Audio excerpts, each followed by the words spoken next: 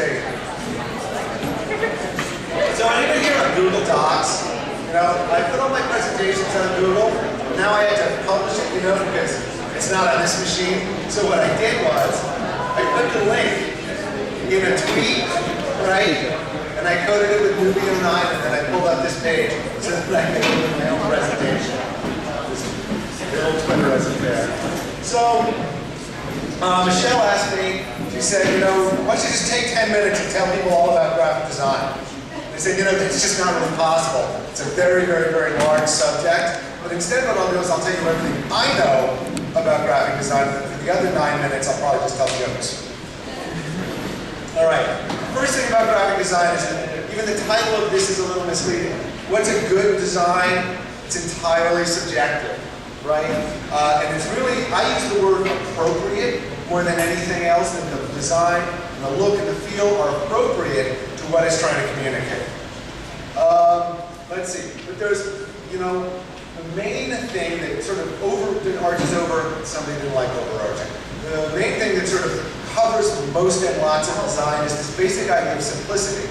The fewer elements you have, the better off you're going to be. Fewer colors, fewer typefaces, fewer lines, fewer elements. Just keep it simple and you almost always end up happy. And particularly, if you're just sort of beginning at graphic design, really do yourself a favor and keep it simple. Probably it's a great example of super simplicity. Now this ad, I come out of the advertising community. My dad was an advertiser. Actually, when this ad was made in 1963. This is considered to be one of the greatest print ads ever made. It's, you know, 45 years old now, and it's still as classic as it's ever been. And that little black VW Beetle is now a character in the current VW ads. I mean, this ad had really, really long life. The impact, part of it is that it's just so incredibly simple. This teeny little picture in a sea of white space, a 2-word headline, and you know, what is that? 80 words of body copy in 3 columns? I mean, a 3rd grader could have designed this, but a 3rd grader didn't design this. A great, great art director put this together to give it this very simple, clean appeal. Okay. Strong lines. It's, you know, when you want to, one of the design parameters that people like to design around is having this long lines that, you know, give strength and support and shape in the design. Now here's a kind of cheesy version of something. It's a little something that, you know, came out of my shop. And if you look at the margins of this, right, you have very strong lines on both sides that are defined not by one thing, but by many things, right? It's the, you know, the type, the graphics, the logo, all these things come together to create these strong lines. So it's not an awesome example, but it shows the concept. White space, in this case black space. White space is really, really, really important. Things need to breathe. In giving space around something, something's importance and its relation to the rest of the information around it is often predicated on white space that says, that gives our eyes this, you know, little cues that say, this is what's important. I go, you know, bring your eye to this point. Don't, you know, loading pages up, loading designs up with too much stuff just confuses and makes it hard for anything to be the most important thing. And again, right, the use of white space, incredibly, incredibly powerful. You know, I've had people say, I swear to God, these very words, I am paying for every inch. I want ink on every inch. I mean, I'm not kidding. Those are the very words. All right, negative space, which is, you know, not just an awesome band name. Negative space is the ability in design to, where you have a shape, a positive shape, positive space, that whatever is the, you know, whatever's the not that part, it also can make its own statement. Here's a, again, not awesome example, but just that we came to hand.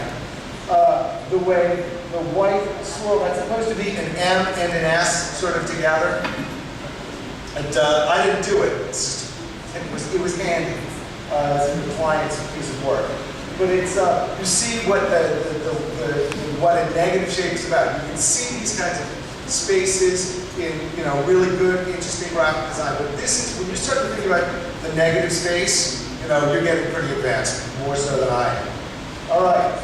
The end goal, though, of all design is, I call it an organic whole. So you can call it it all works together. There's a natural completeness. It just feels right. It makes sense. All of these things are clustering and circling around this idea that this design is at a place that if I add something, it's not going to be as good. If I take something away, it's also not going to be as good.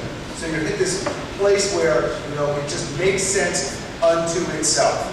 Subjective, I'm sorry, but there's not a better answer for you. Okay, now designing for the web. Probably the biggest headache you can ask of yourself if you want to do graphic design. Why it is, and that's all capital letters of yelling. It's compromise. You will compromise constantly and in everything. This is the opposite of print, right? On print, you can control so much of what goes onto that piece of paper at these microscopic little levels, specific amounts of ink or here or there, all kind of stuff. On the web, you have almost so much less control. What you see is not what you get, right? Web pages do not look like colors and shapes. Web pages are just text, okay? And that's the worst thing about being a designer on the web. HTTP, Hypertext Transfer Protocol. Text. Not HGP, it's not Hypergraphics Transfer Protocol.